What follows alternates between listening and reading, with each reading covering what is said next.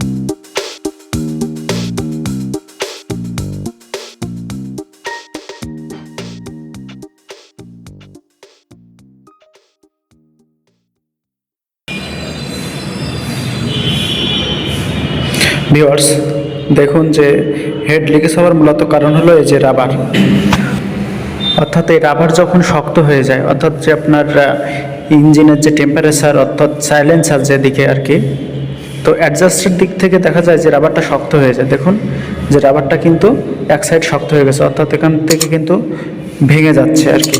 দেখছেন যে এগুলো কিন্তু ভেঙে যাচ্ছে, রাবারটা হার্ড হয়ে গেছে যে কারণে ভেঙে যাচ্ছে। তো রাবারটা হার্ড হয়ে গেলে কি হয়, হার্ড হয়ে গেলে আপনার ইঞ্জিন অয়েল লিকেজ হতে থাকে, অর্থাৎ সেই সময় কিন্তু গ্যাসকেট সঠিকভাবে কাজ করতে পারে না, যে কারণে এই গ্যাসকেটকে কী করতে হবে, চেঞ্জ করতে হবে।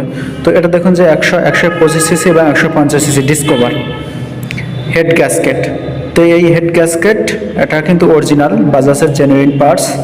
তো এই গ্যাসকেটটা আপনারা জেনুইন পার্টস লাগাবেন। দেখুন যে এটা কিন্তু অনেক নরম, অর্থাৎ রাবারটা কিন্তু অনেক সফট আছে, যেটা ইঞ্জিন অয়েল লিকেজ হতে দেবে না। তো ইঞ্জিন অয়েল লিকেজ হওয়ার মূলত কারণ হলো এই যে রাবার।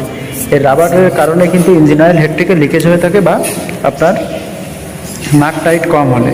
তো আপনারা এভাবে পরাই নেবেন। কাজটা খুবই ইজি কাজ, সহজ কাজ। এটা চেঞ্জ করলেই শুধু গ্যাসকেট থেকে ইঞ্জিন অয়েল লিকেজ হওয়াটা বন্ধ হয়ে যাবে। তো তো ভিউয়ার্স আমি পরাই নিলাম, রিপ্লেস করে নিলাম, অর্থাৎ নতুনটা সেট করে দিলাম। তো এটা করলে আর নাটগুলো ঠিকঠাক মতো টাইট দিতে পারলে আর আপনার ইঞ্জিন অয়েল লিকেজ হবে না। তো আমি এবার গ্যাসকেটকে পরিয়ে দেবো, অর্থাৎ আপনার গ্যাসকেট পরিয়েছে, এবার হেডটাকে লাগিয়ে দিব। দেখুন ভিতরটা ক্লিন আছে, এবার আমি লাগিয়ে দিব। আপনারাও খুব সাবধানতার সহিত লাগাবেন, আস্তে আস্তে লাগাবেন যেন কোনো প্রকার সমস্যা না হয়। ইজি কাজ, খুব ঠিকঠাকভাবে যেন সেট হয়।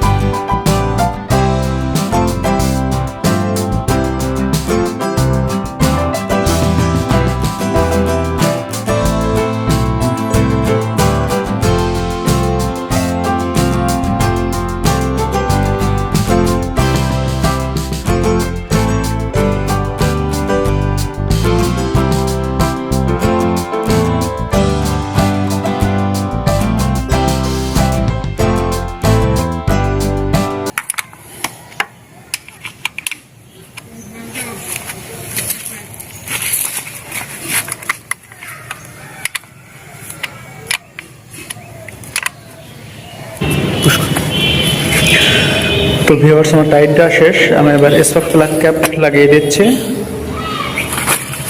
ঠিকঠাকভাবে টাইট দিয়েছে, দুইটা স্পার্ক প্লাগ ক্যাপ আমি লাগিয়ে দিলাম। এবার আমি ফুয়েল ট্যাঙ্কে ইনস্টল করব। অর্থাৎ তো তার আগে আরেকটা জিনিস চেক করতে হবে, নাটগুলো পুরোপুরি টাইট আছে কিনা। আমি আরেকবার চেক করে দেখতেছি যে আমার সবগুলো নাট পুরোপুরি টাইট দিয়েছে কিনা। তো আপনারা টাইট দেওয়ার ক্ষেত্রে একটা বিষয় খেয়াল করবেন, যেহেতু ইঞ্জিনের নাট যেন পেস না কেটে যায়, হাতের বল হাতে রেখে টাইট দিবেন। এবার আমি ফুয়েল ট্যাঙ্ক ইনস্টল করব। তো সর্বপ্রথম আমার কী করতে হবে, রেগুলেটর লাইনটা, ফুয়েল ট্যাঙ্ক রেগুলেটর অথবা সেন্সর লাইনটা লাগিয়ে নিতে হবে। এটা না লাগালে আপনার ফুয়েল মিটার কিন্তু আবার কাজ করবে না, যেহেতু ফুয়েল মিটারের পার্ট দেয় এই সেন্সরের মাধ্যমে। তো আমি এটা লাগিয়ে নিলাম, এবার আমি ট্যাঙ্কে ইনস্টল করব।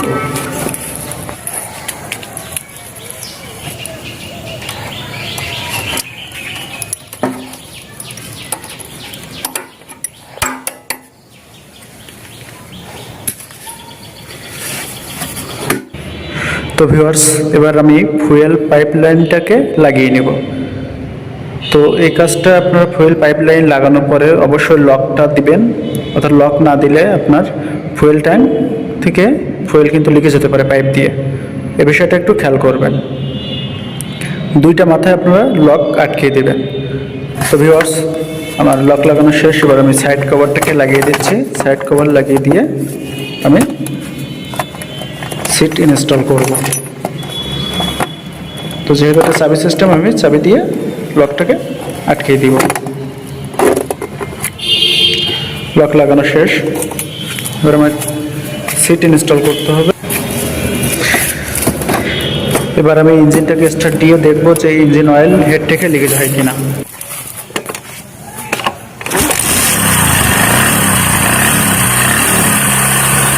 দেখুন ভিউয়ার্স, এখন কিন্তু ইঞ্জিন হেঁটে ইঞ্জিন অয়েল সে কিন্তু লিকেজ হবে না, অর্থাৎ গ্যাসকে পরিবর্তন করার কারণে লিকেজ আর হবে না। তো আপনারা যাদের গ্যাসকে লিকেজ হয় অর্থাৎ দিয়ে ইঞ্জিন অয়েল লিকেজ হয়, তখন আপনারা গ্যাসটাকে পরিবর্তন করে নেবেন।